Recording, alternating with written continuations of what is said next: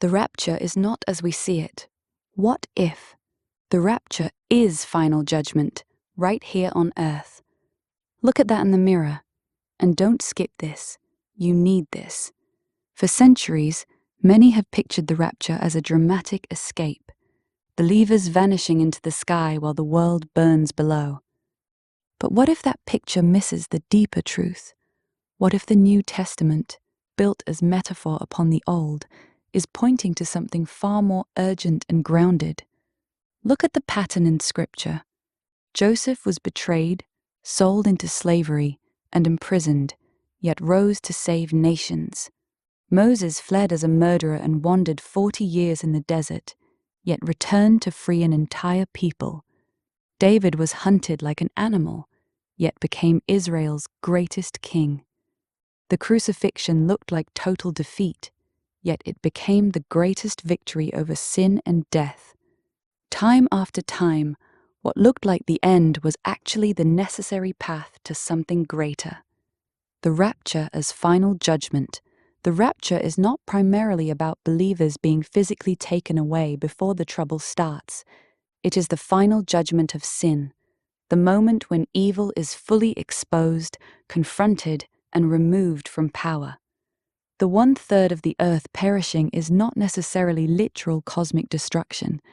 It is corruption reaching a critical threshold, where 1/3 of our systems, morality, and structures have become so poisoned they can no longer sustain life. This is happening now, amid the wars, the sorrows, and the growing machine-like control we see every day. Every knee shall bow is not about forced kneeling. It is the moment when enough people finally recognize that evil should not rule, a spiritual and societal awakening where truth becomes undeniable. If we confront and defeat this growing evil while there is still time, we earn a period of peace.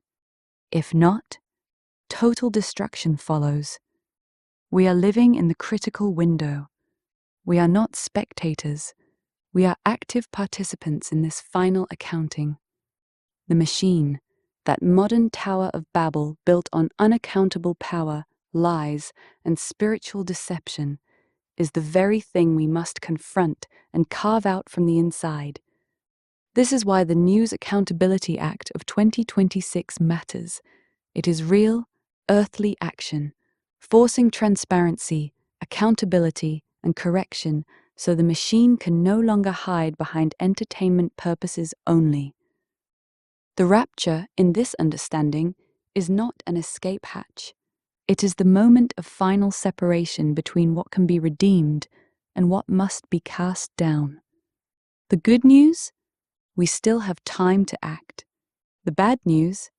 That window is closing fast. The choice is not in the clouds. It is right here on the ground. The rapture is not as we see it. It is what we help bring about by confronting evil while it can still be confronted. What will you choose? True good or true evil?